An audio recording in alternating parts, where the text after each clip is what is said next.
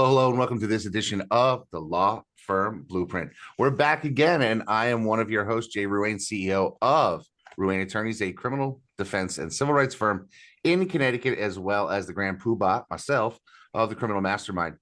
Seth, my man over there, is all things digital with Price Benowitz, DC, Maryland, Virginia, and South Carolina, and soon to be in Iowa, as well as Blue Shark Digital, SEO and digital marketing for law firms. Seth, it's been a couple of weeks. I was on break. I got to be a lawyer on the beach in Puerto Rico, which was fabulous. I know you got to take a little bit of a break and head out to Vegas and see your pals at MTMP.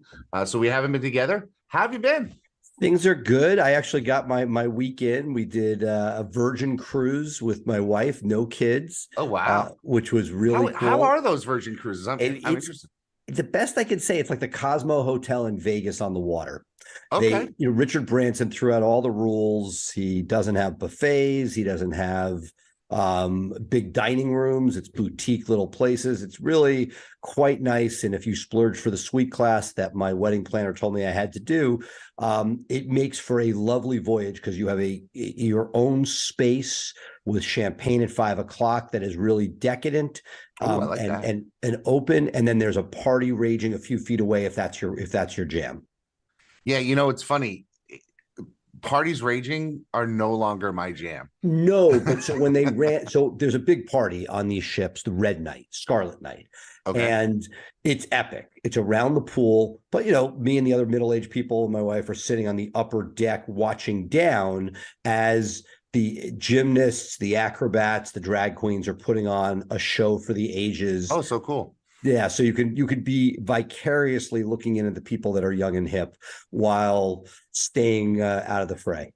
Well, that's awesome. Yeah, I actually wound up in Puerto Rico with 4 other families, 10 adults, 25 kids. We kind of took over the pool area of our hotel, and it was great. I had a great time, made some money at the casino there, and really just got to spend some downtime. I didn't bring my laptop, which is rare for me, but it was awesome. But there's one thing that I did bring with me, and it's actually, I don't know if you can see it, that box over my shoulder here, that's got the first press pre-editing copies of Tiger Tactics 2, the CEO edition. And we're going to be talking about that in the months to come as we get ready to put that out. Seth's one of the co-authors with me, Ryan McKean, and a whole bunch of other people. Bill Umansky, Billy Tarasio are back. But then we have people like Allison Williams, Elise Buie, Joey Vitale. We've got some great co-authors that are going to be contributing to this edition, and it's really sort of it's starting to pick up speed and momentum, which is really awesome. But Seth, I got something I need to talk to you about, and it was brought up to me yesterday in a meeting with one of my senior lawyers, somebody in my management team. And it's been troubling me. I had a bad night of sleep about it, and I wanted to get your feedback on it. And here's my dilemma.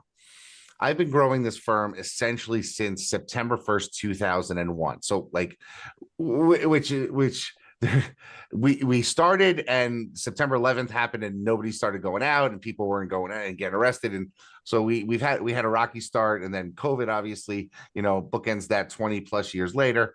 So there's been ups and downs. But when I started my practice, I really kind of just hung a shingle on my own. I didn't really have much in terms of an inventory of cases. I didn't have much that I could spend.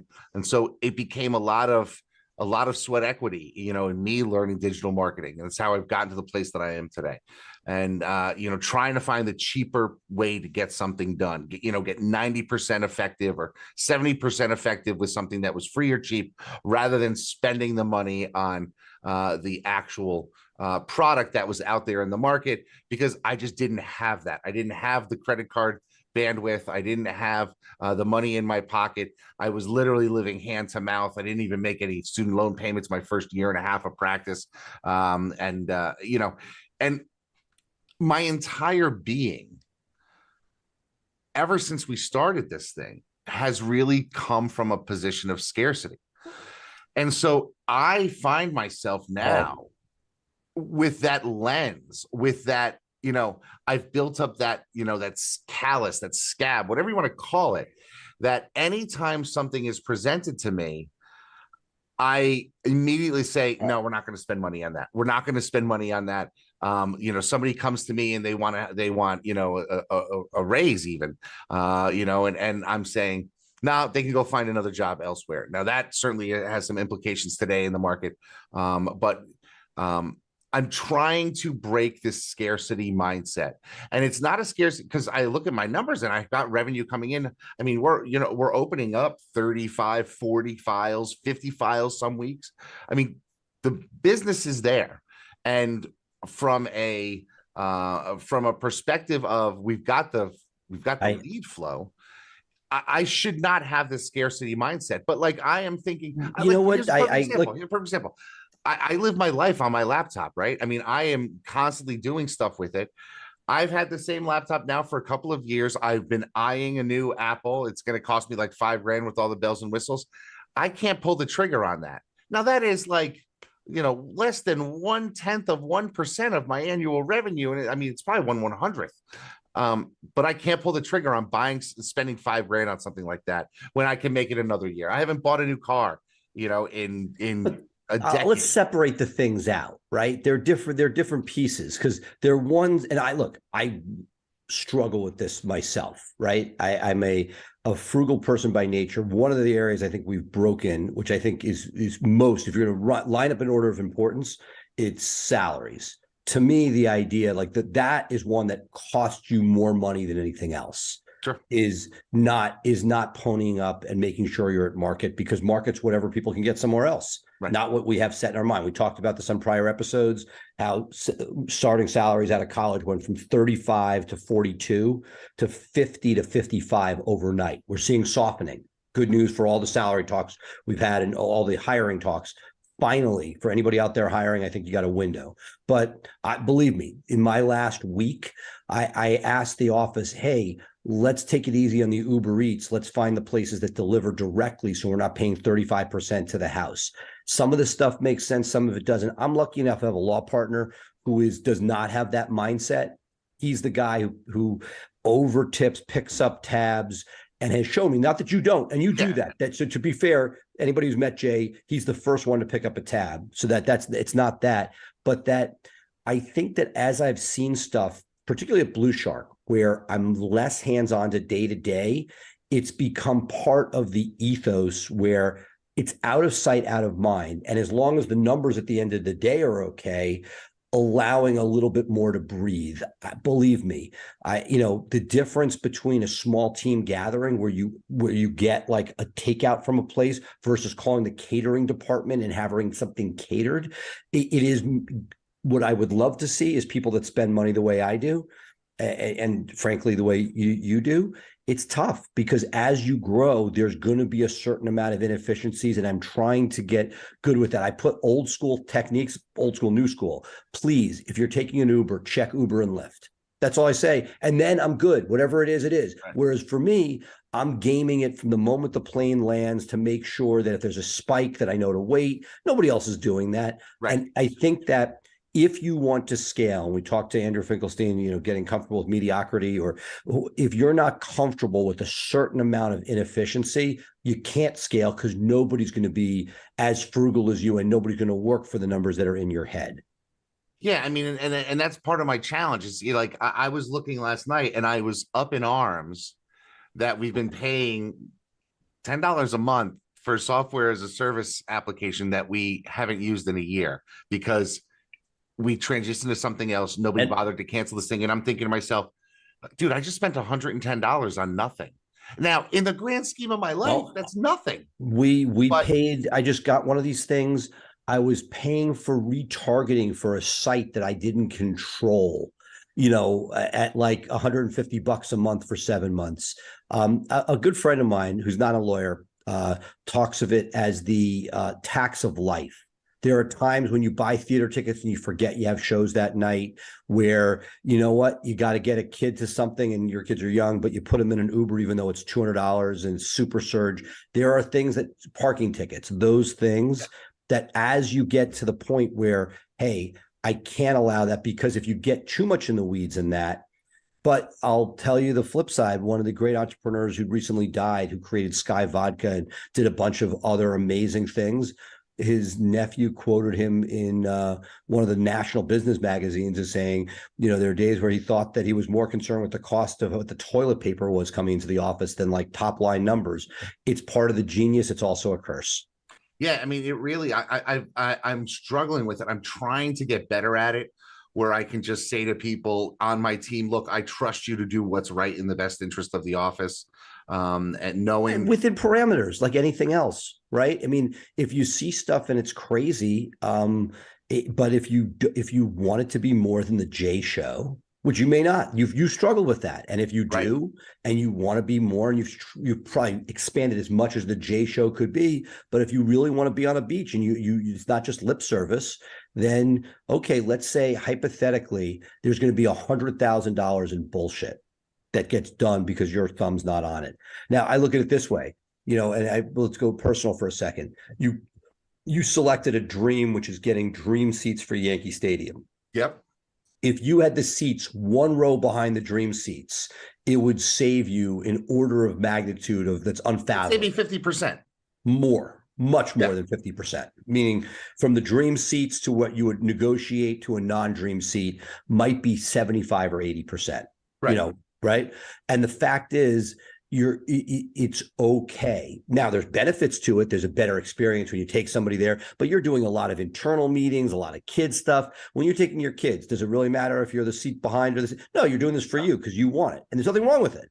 But the idea that there is enough fat now, and again, I don't want you to become lazy or complacent, but if you had 2 less games, that would take care of. You sold 2 of your games for face value. Just putting that apples. Yeah, I mean, they're $1,000 a ticket.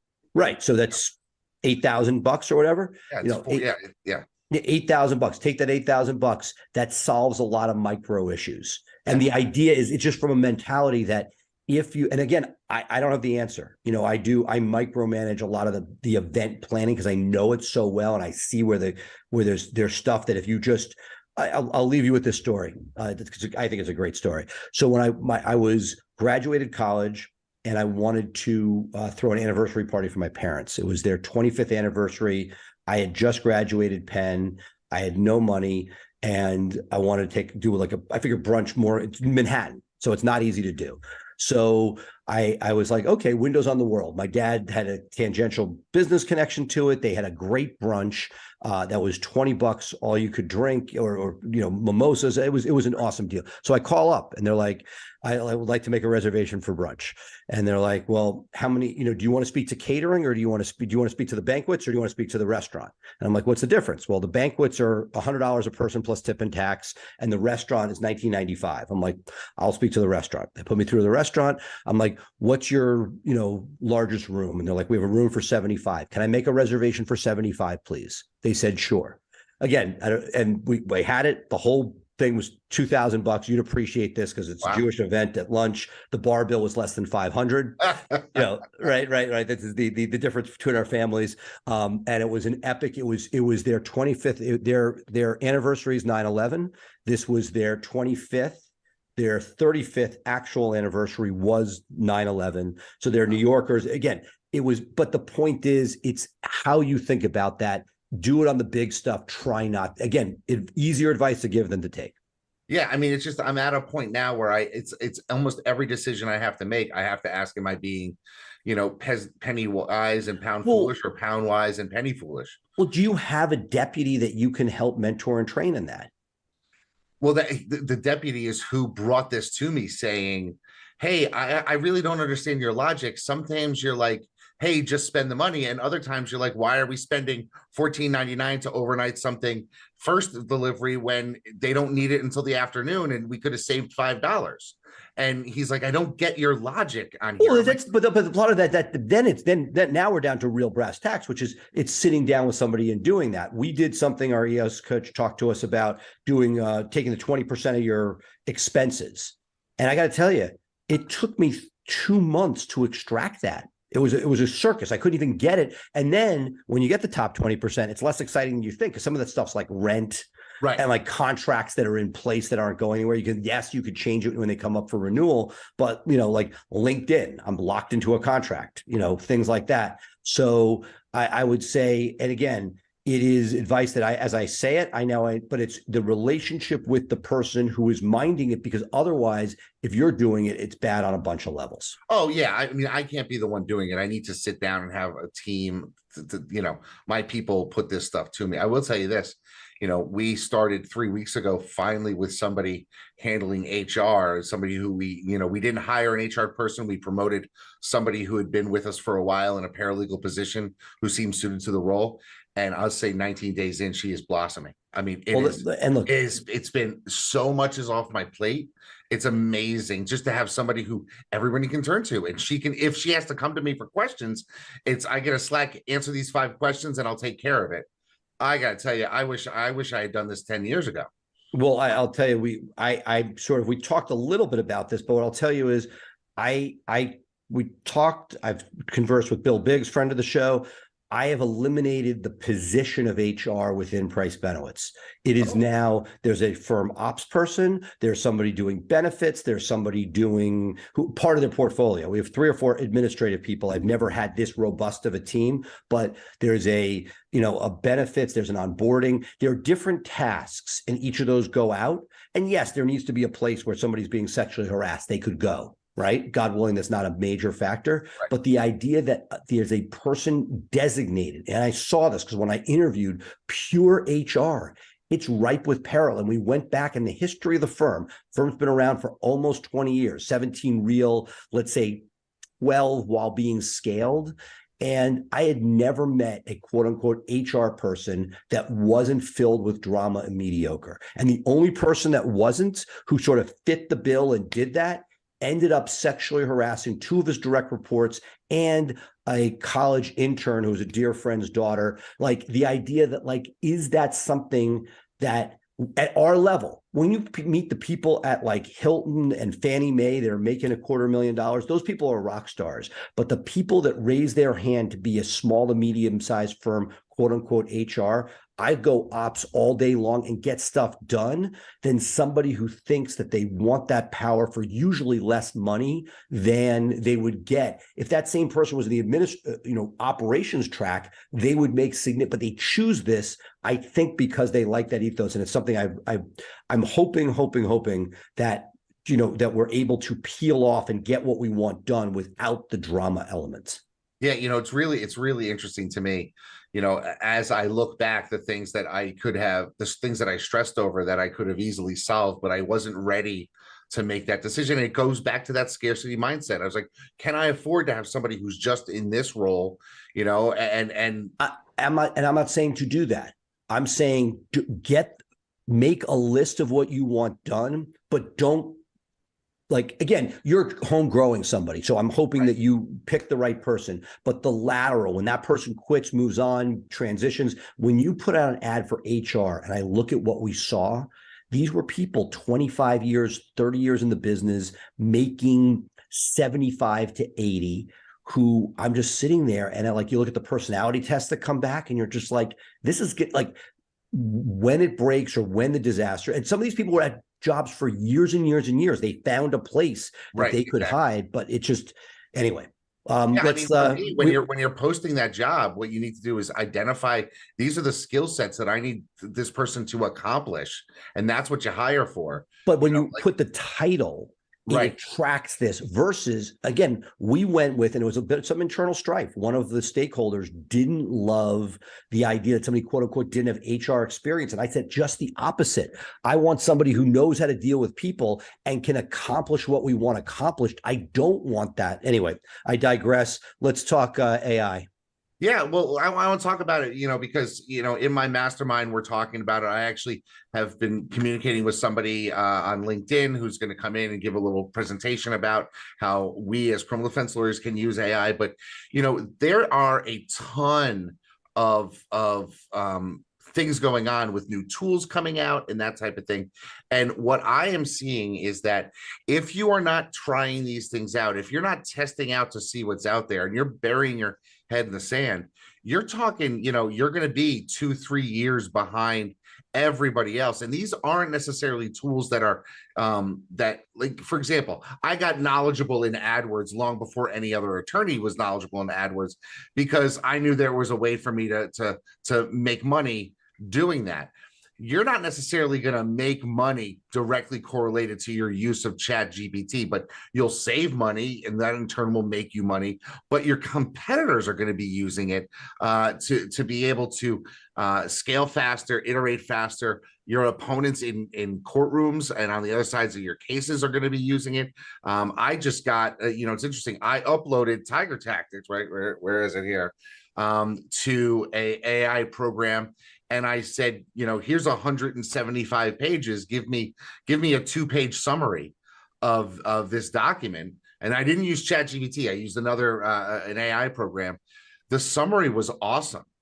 I mean, it was literally like, it was all the best bullet points of all the different authors. And I was blown away with how good it was, with hyperlinks to the sections of the manuscript where I could find that exact thing. And it found some parallels between some of the authors that I didn't see on the first time I read it through. And I'm just thinking, for these voluminous discovery cases on the PI side or on the contract side, it's a game changer. But what about if you're a lawyer whose job it is to redline contracts?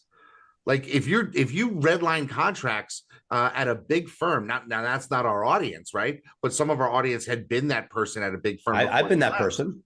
You redline those things, you stack them up. Now you got AI taking care of it.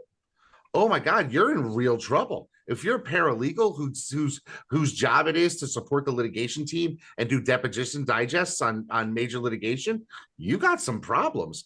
And I'm just wondering how many other things, if we're not using this to our advantage, and really there's a lack of training out there for lawyers how to give the right prompts to these things. And I think that's the thing. Well, and look, this conversation, we're going to toss in a minute to a great conversation I had with Ken Hardison and Alex Valencia. Ken Hardison from Pilma, Alex Valencia from We Do Web Content, talking about some of the stuff they're going to be having up at Pilma. I hope we get your LinkedIn AI talk. We could maybe splice that into a future episode. Sure. At least highlights from that. But I feel angst. You talk about angst on the money piece. I'm less concerned with that. I see money coming in.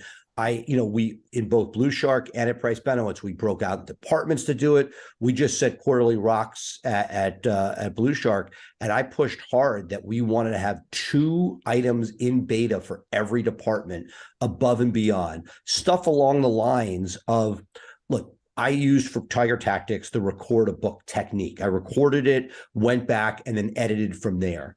And one of the things that makes that methodology expensive is that historically it needs to be transcribed by a human, even if it's overseas, to then bring back. And the editing time and cost is extraordinary.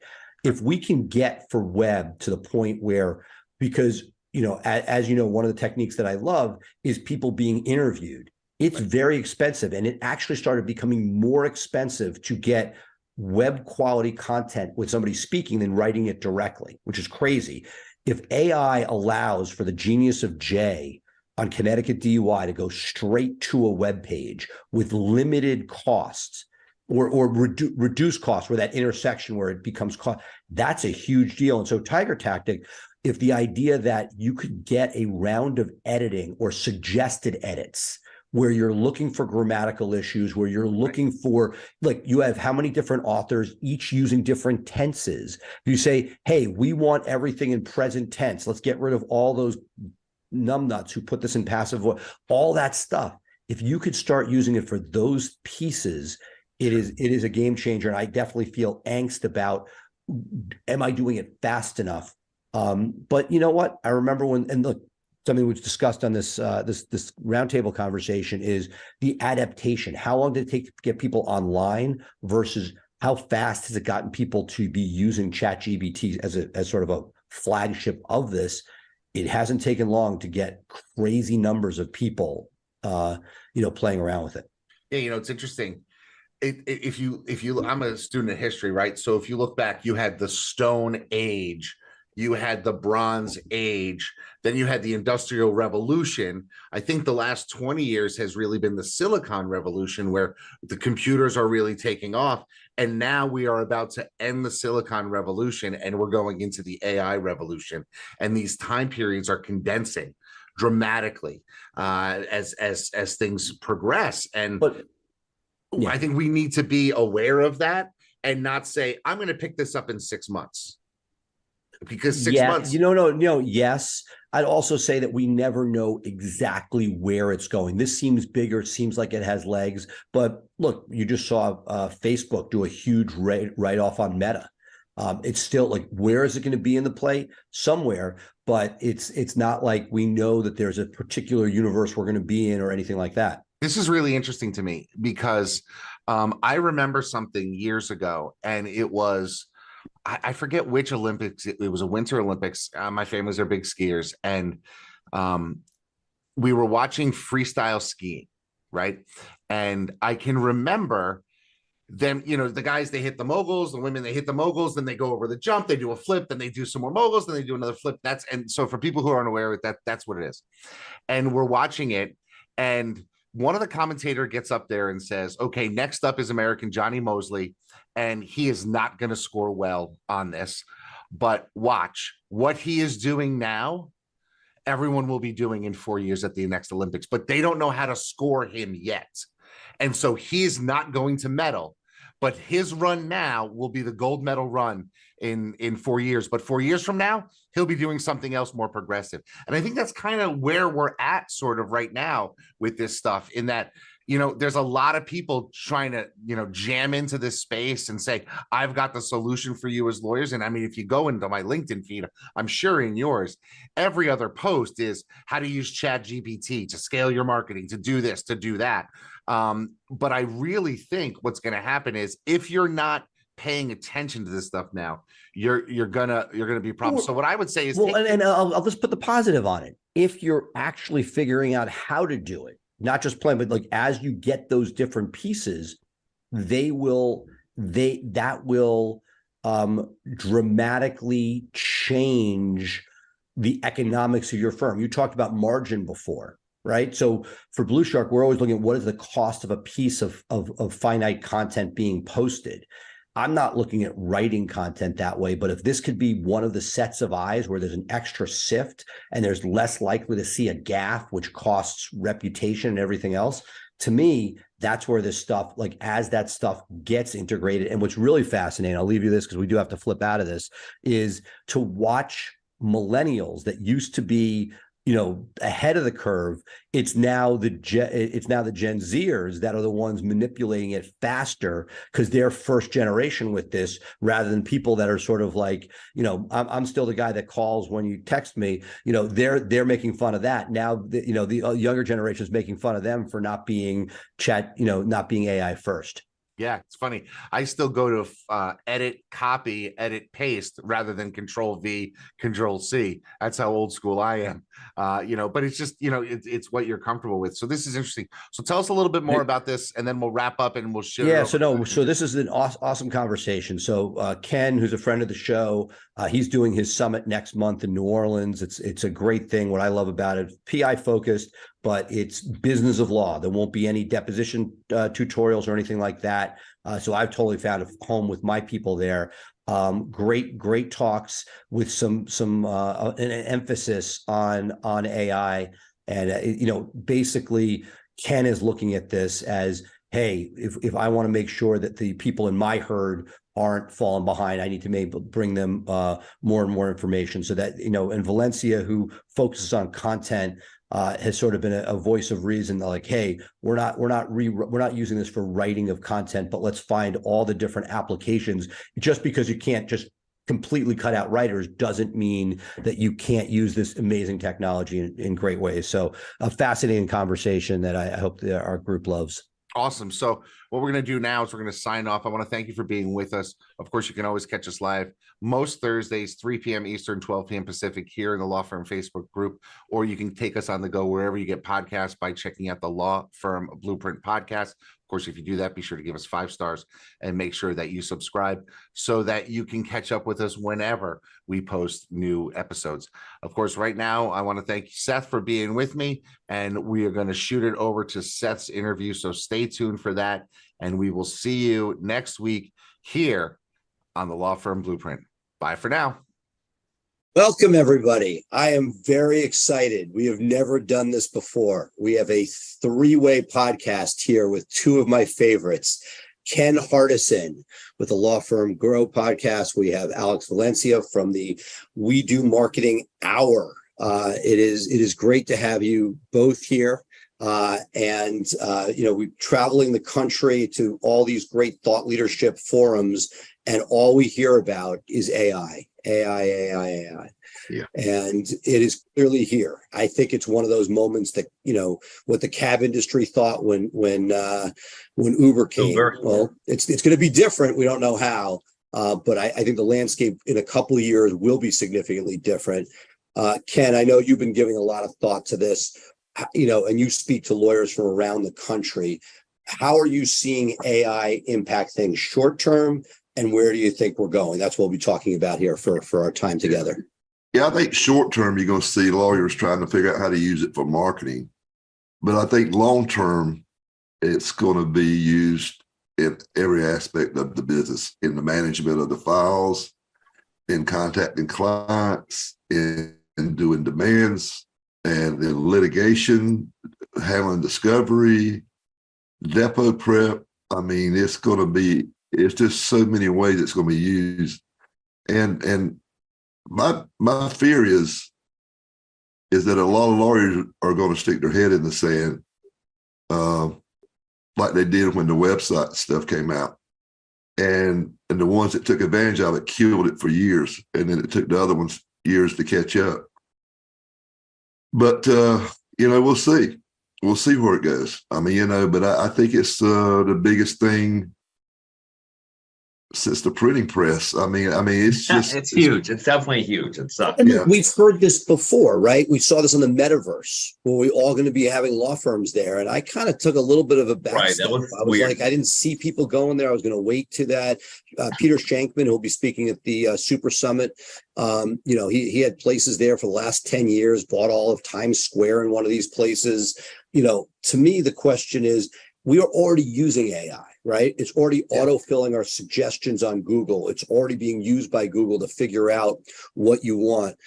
Alex, content's sort of the epicenter of the AI explosion given ChatGPT. And you and I have talked about this before, but talk to me about, you're an innovative company. We've talked already about the fact that this is not stop writing content, use ChatGPT, but how are you guys leveraging AI within a content first environment? So we're still looking at it from the perspective of HI as opposed to AI, like human intelligence as opposed to fully artificial intelligence, but we are using and embracing it, right?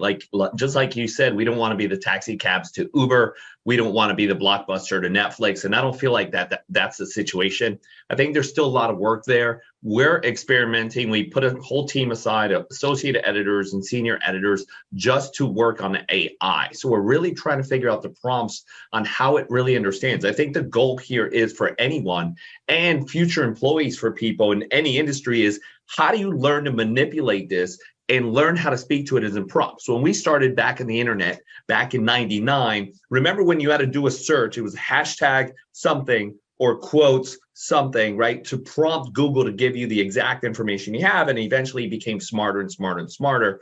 And you didn't have to use those prompts. We just went directly into keywords. So I think we're going in the same way. Is how do I talk to this robot to give me the information I want? It's still too early to have all of the information that's out on the internet. One of the biggest databases that it pulls from is Reddit, right? How much BS information is on Reddit and how much good is on there, right? And that's the issue. But if that's, that's a pretty, and look, we saw stuff where it's good info though. It's great. Didn't even know what, there are points where, depending on its inventory of information, it didn't know what COVID was. Because if it wasn't 2019 and before, it wouldn't even have it. Obviously that will catch up over time. One of the things I find fascinating having spoken to some of the inner people at Google, right? Because Google's not first mover on this. It's an unusual place for us in the last 20 years where Google is not first and foremost. In fact, they've kind of laid an egg. I have no doubt it'll catch up. But Bing, and with their investment, has sort of jumped everybody else. What are your thoughts, given that we have been in a Google first environment? I mean, Ken's entire ecosystem of law firms and marketers has been Google first. All of a sudden, Microsoft comes in with a differentiator. Is that something that will hold, or is this something that is, hey, they got there first, but everybody else will catch up soon?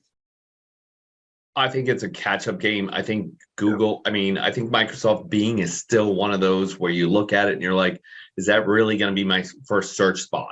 I think what I've seen already, even at our latest conference or any conversation with lawyers that are using it, right? Because that's the world we're in. We're in the legal world, whether it's us marketers or lawyers within that whole space, is just using the app for fun. Right now, people are like, hey, how can I send an amazing text message, create a stupid song? Or some of the really smart attorneys are like, how can I get this to create a demand letter, right? How can I use it for that? And like Ken touched on is, I think a lot of them are looking at it, how can I use for marketing? Amazing for emails. Why spend time trying to generate an intelligent email, right? Even from a marketer standpoint, like, what do I want to say to this guy? This is who I'm speaking to. This is what I want to say. Do it. So I wrote my own and put the information prompts from ChatGPT. It wasn't exactly how I would have said it, but then I told it, combine mine and this one, and it was fucking amazing. Like, it was, and that's what I'm Ken. That's what I'm chomping at the bit for. One of the things that Blue Shark did and Bryce Benoit did early on was trying to get verbiage directly from lawyers. And it's a process, right? You get it. You got to transcribe it. We didn't at the time find a transcription service that was good enough. AI is getting better and better. And then the idea is, if you can take rougher content as opposed, and get help cleaning it up to the point where the underlying bones are the intelligence of the lawyers, and that you then could produce their words. Because if you just took their words without cleaning it up, and the cleanup cost could exceed the cost of producing content through an Alex or others, then you're at a point where, okay, I can start getting the words of a Ken Hardison out of him and onto the web page in a crawlable format. To me, that's a short-term game changer that we're working on. I can't tell you it's fully there, but it's out there. Whether or not we harness it right's the next question. Yeah. Ken, what are you thinking? No, yeah, I agree. I mean, listen, everybody talks about Chat GPT-4 and all that, but there's so many other apps out there. Lavender helps you with emails. Then you got, the Dolly, which is still in its infancy and still got some bugs in it. But here's something I'm doing right now. I mean, we've gone out and we're finding a company, and I'm going to get in front of a camera for about 15, 20 minutes and read a bunch of scripts and do the certain mannerisms. They're creating an avatar for me. So it'll be me, but it's not me. Okay. It'll be, I'm going to really want to explore and play with it and test it on even social media. Wouldn't it be nice if I could just do a bunch of social media that looks like me, but it's not me? And I don't have to worry about. Well, that's your dream. I mean, Ken, if you could just be sitting in Key West. Yes.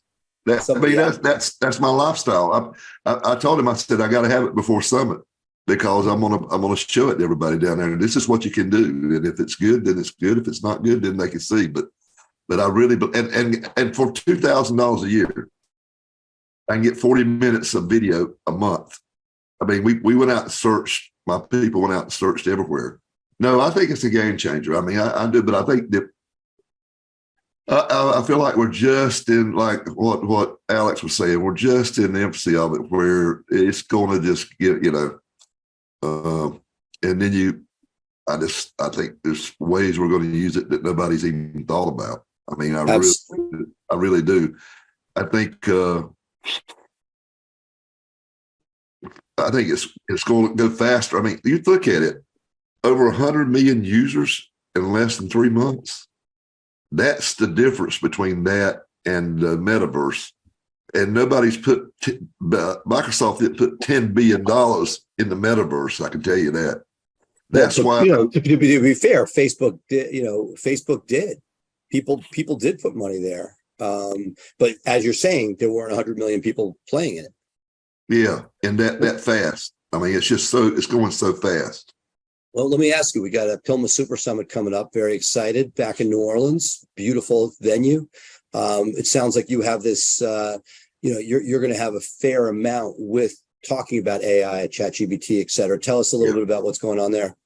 Yeah. So, well, first of all, we got it's May 16th through the 18th down in the Ritz-Carlton. We got room block, really reasonable rooms. I think they're less than, I don't even know what they are, but I know they're like half price of what you usually get them for. And we got the whole hotel. Oh, wow. Yeah, we booked the whole hotel. Nobody else is going to be there. Oh, wow. Yeah. And we expect to sell out. We got about 50 vendors there. We limit it to 50. But yeah, we got one of your good friends, Seth, Peter Shankman, who is a futurist, who is a guy that sees things before they happen. Great marketer. We've got Cameron. What's his last name? You know it better. Harold. Cameron Harold. Oh, yeah. I didn't know he was coming. Yeah. He's going to be speaking. And what he does in addition, I hate to take it away from the AI theme, but what I think he's genius, obviously with the COO of 1-800-GOT-JUNK, and not only is he a great coach, but he has a thing that's not law firm specific at all, but I think everybody in the law firm space is dancing around this space. And a lot of people are trying to crack the code of how do you get not just the leader of the law firm, but the guy behind the scenes or the girl behind the scenes, the COO, and he has a mastermind of COOs that I think is just genius. Yeah, he's got a program called Second in Command. Exactly. So the Blue Shark Second in Command is at that. Yeah, my CEO is doing it. Oh, really? Yeah. Oh, yeah. Because he can teach you more than I can, for sure. But and frankly, they teach each other as well. It's a pretty big brain trust. And again, I'm digressing, but since we have time and we're amongst friends, one of the things that I have seen is I've done some higher level coaching. I got one program, a CEO Coaching International, which is like guys make everybody in the PILMA world look like tiny players. These are guys like 8-9 figure businesses selling left and right. Like it's a different animal. But whenever they give vendor recommendations, I find them generally, I won't say off is too strong a term, but not appropriate for what we're doing in life. And that I'm sure they help some people, but they're either very expensive or very niche. And that what I really liked about the COO Alliance is it was bringing people, like-minded people together, and like who solved your problems on payroll and benefits and things that are fundamental to getting through the day that aren't for the hoity-toity, but like actually have proven results to existing firms. And that's been I think the greatest benefit is that we're getting partners in the space, both for Blue Shark and for Price Benowitz, that normally I just can't get to. You see them mentioned at Tony Robbins and you think about the kickbacks that are going through these big organizations. And instead, so I digress, but I think that's one of the huge benefits of Cameron's organization. Yeah. And like, as far as AI, we got Tanner Jones going to be talking about ChatGPT and how it can be used in marketing. Also have Justin Lovey, who's in one of my masterminds, who is just a brilliant lawyer, but I think even more brilliant marketer. And he's always going to make sure it's a husband and wife presentation. We're going to get to hear from her as well. I don't know. He's the secret sauce back there. Yeah. Miss Lawrence, Amy Lawrence. Yeah, it's so he's using it a lot already. And so he's going to bring practical stuff that he's doing with ChatGPT and some other AI apps that he's trying to really, we go back, and I do want to say this, what Alex was saying. All this AI is not going to replace people, but here's what it's going to do. It's going to make it where you can get as much work with 10 people with one person. Well, 10 times more work, maybe in 5 years, 100 times more productivity than out of one person than you did before. I just see it as a game changer. And with PI overheads going up and up, You know what I'm saying? And everybody's staying at a third or 40%. You've got to figure out some way, or don't your margins are going down. And I think this is the answer. I mean, one of them's been outsourcing overseas, but I really think, and we'll have somebody talking about that too at the deal at the summit. Yeah, who's speaking on that at the summit? The guy LegalSoft Solutions. What I can't remember his name. LegalSoft, yeah. Yeah, they're going to be talking. They're one of our sponsors. And look, I got to think it's going to be a combination of all, right? So we see domestic costs, and Alex, myself, on each independently on podcast talked about the cost of labor. And it's not that we're getting rid of domestic labor, right? But anything we can do that allows us to keep the precious people we have, whether it be leveraging international and or AI or both, meaning together. Both. Then all of a sudden we are in a position, Alex, I don't know how much you guys have used international, but just want to get your thoughts on the intersection of layering, domestic labor, international labor, and AI in order to try to sort of make sure that you're getting stuff done at the most competitive price point. Because I know your world, and your world is about, getting people value to feed the Google beast at a cost-effective rate. How have you done that? So I've got a partnership with, actually we're probably going to launch, and this is between friends, but it's eventually going to be live too, starting a whole Spanish side marketing. So I have a whole company and a gentleman that I've been working with for 5 years now that produces all of my SEO Spanish content. Together, he and I are, it's going to actually reduce my cost significantly by partnering with him and marketing that side of it. But he also does radio, TV, SEO. But I've been purchasing my Spanish content and working directly with him and my editors and my team. So we built our own internal team. I think we're going to go live with it, where we go full Spanish soon. But that was a great way for us to leverage costs, using that outsource from Colombia and Mexico, mostly Mexico, where it was using those international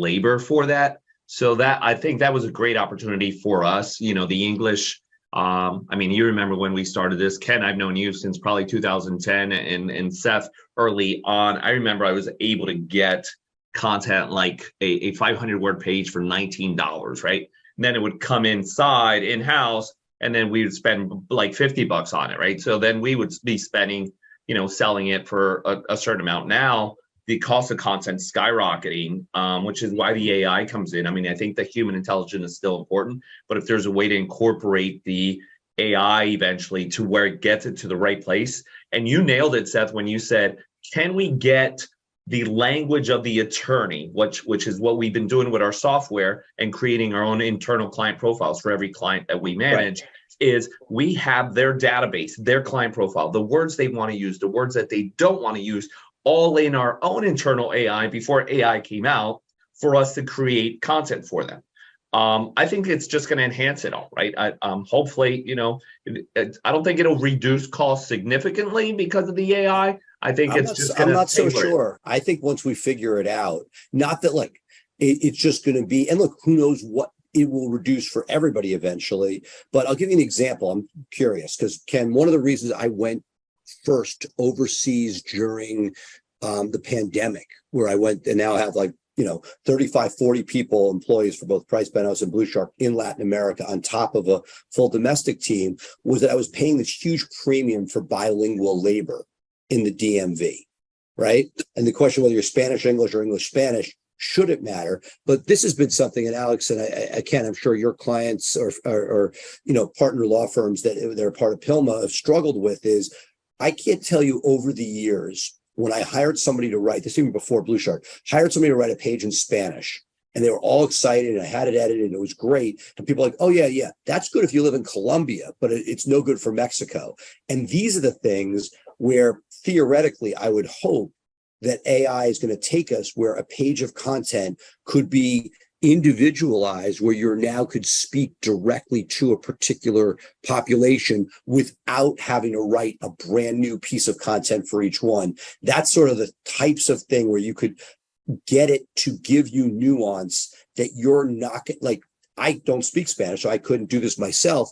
But if nothing else, be a checks and balances to know the different, nuances between the different forms of Spanish that are out there. What are your thoughts? That'd be brilliant, because Colombia alone has like 7 dialects within the whole country, right? Like, right. So even that, so it's like you prompt it and say, turn this into how someone from Medellin would speak. If it could do that, or better yet, you get somebody from wherever, Mexico, whatever. Can you turn this in? How can you sanitize it to get rid of those local nuances so that you could have which is what's considered universal, like Barcelona Spanish? No, that would be too. No, so what's like, how can you Castellano. strip it of everything? I mean, Ken, you've seen people, and had a lot of people come to Pilma pitching Spanish specific marketing, for example. Yeah. We want to get your thoughts, because as excited as we are, we've also seen a lot of people come with not ready for prime time products that sold them and crashed and burned. How many, if we had invested in every single person doing geofencing from the beginning of time, we would have wasted a lot of money, right? So how do you advise a law firm that wants to get and leverage this new technology without getting burnt, that they're getting something because it sounds like the shiny object that they should buy? And that's what you got to work out there. There's going to be a lot of people out there, hucksters. What I would do, this is what I think, and I'm looking into right now. I think every law firm should invest in a prompt engineer for AI. Because Alex, you use that word a lot today. And that is the key to AI, is knowing how to ask the questions. It's if you know how to ask the question, and that's prompts. If you know how to write the prompts, and you know your field, and you know how to write the prompts, then you're a gold mine. I mean, listen,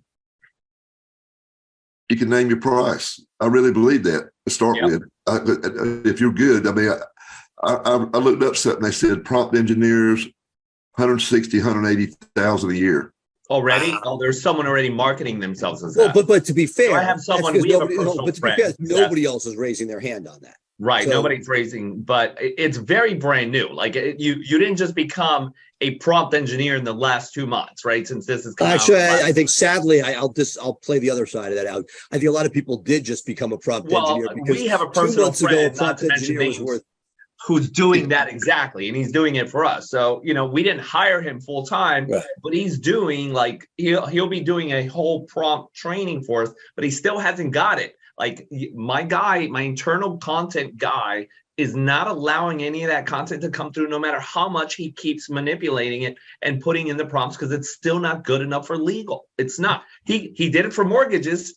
He did it for like landscaping. He did it for my brother's business, but it's not there for legal. We know our clients. I know my lawyers. And I think eventually, once we crack the code on it, I'm going to sell a tier, an AI tier, but my premium tier is still going to be human intelligence, because you got to know the lawyer. You got to know how pissy he's going to get when something's incorrect. You know this, Seth. You know how many lawyers have been pissed off by one piece of content. So look, and that's right. And look, that's the question, right? Because I could sit with Alex on the couch right now, right? The lawyers that don't like any content. My law partner literally could rewrite his own briefs from a year ago if I put it in front of him. He wouldn't even notice and rewrite he wouldn't know. Right. And then the people don't look at anything, right? So I guess they wouldn't care as much. But we care about, Ken, making sure that Google loves it, because as long as Google is still king, we need to make sure. And look, this is the part I thought, and I think I'm wrong on it, but the idea that Google's going to actually have a checker to see what's AI versus not AI, but what they don't care anymore. Well, they care in that the last 2-3 years about high quality content. Yeah. Right. They don't care if it's AI or not, as long as it's high quality. Right. Is it high quality? But the problem is, like, one of the fictions we deal with, and you've asked me this a number of times, like, Seth, why should Google care if you have the same content for 20 different counties in a state? The state law is the same. We've had this conversation. So AI would be the best thing ever to replicate it for all these different locations. The problem is they're pulling out of a finite universe, whether it be, whatever it is. So at some point, it will be repetitive. We don't feel it because we're like, wow, this is brilliant, but we would feel that if I went to one of Alex's clients and read their webpage, I'm like, this is brilliant. You still can't copy it onto your site. So it's first getting it good enough, and then second, having the assumption that the universe, so pictures, right? Everyone's all excited. We can make Ken beautiful. Ken could be a Ken doll, but if they're pulling the graphic images to make the new Ken off of trademarked or copyrighted material, that's a whole other world that we're about to step into. Yeah. No, I agree with you. Man, great. We could talk about this all day long. Well, I'm super stoked for May. I forgot it was like right around the corner for us to be in New Orleans together. We were just together at Mass Torts Made Perfect last week, had a great lunch, great conversation, which is what pivoted us Prompted to doing this. and prompted this call, which is great. I think we should do more of these. I think the combination of 3 different perspectives is absolutely intelligent for all the lawyers, for any other marketers that are out there. We'd love to have more conversations, but I'm stoked, man. New Orleans, and I got to give it to you, Ken. Since 2010, you've been an integral part of the relationship with our company and us gaining clients, vendors out there. If you have not signed up for PELMA, this is a conference that, and even if you're not a vendor, if you go and pay the price as a lawyer, one of the mastermind, whatever angle you take to attend PELMA, it is going to be your stepping stone to the next one. And I'm gonna call out all the masterminds who are out there. My first mastermind was Ben Glass. Shortly after Ben Glass, my boy Ken Hardison. Ken Hardison launched all these different masterminds that now one lawyer has, another lawyer has, another lawyer has over here. All of them started from this dude. He was the root. They all created branches from it. If you want to learn and get into a group of people and start launching yourself, call my boy. And I'm going to be much more superficial because I've been to I've been a PILMA groupie since Atlanta, but which goes back to right around 2010. I think the second-ish PILMA. But to be able to get with this many smart people, and you walk around the room, and you'll see guys that are like, $100 million firms, multi-$100 million firms, walking with guys who just started. The sharing in there and the openness, great. Ritz-Carlton in New Orleans for a couple $100 a night. You can still have rooms left? Yeah. Yeah. To me, I love that you got the whole hotel. Yeah. First time we ever did it, but we decided to go for it. I mean, to be in New Orleans with the hotel itself is this just gorgeous place with amazing gumbo, great learning and sharing. The oysters, you got to have the oysters. And to me, like the PILMA as a home base for people, for people like myself who don't want to be in court and who want to build our business, most places you go and it's like a track or a class, but the idea that you get nothing but the best and brightest thinking and working on how to build your firm up, to me, it's always been a gift. Thank you. You guys are way too kind, but I appreciate it. But we do try to give value. We try to give value. And, I will brag about one thing. We've had a money back guarantee since 2009. Anybody goes to the summit after the first day, I'll give them their money back. Plus, it used to be $5,000, now it's $1,000 documented travel costs. And I've never had nobody ask for the money back in 14 years. Well, 14 years. This will be the 15th year. Wow. So yeah. Well, we can't wait to be there. A lot of look, it'll be all the fundamentals that are there. But what I love about this year is it's going to be forward facing and thinking about what's next. Yeah. Because every law firm needs to be there. And again, it's not like it is not like if you're not there right now, it's too late. We're just at the infancy. I remember being part of the early .com bubble, and to think about what was going on in the mid to later 90s compared to now. It's just remarkable. So let's make sure we strike while the iron's hot. Well, thank you very much, Ken and Alex. Yeah, thank you. Awesome. I hope this is the first of many, but it's a lot of fun having all this brain power on one podcast and syndicating it out through all these amazing channels. All right, my friends. Y'all have a good day. Very good. We'll see you at the summit. All right. See you there.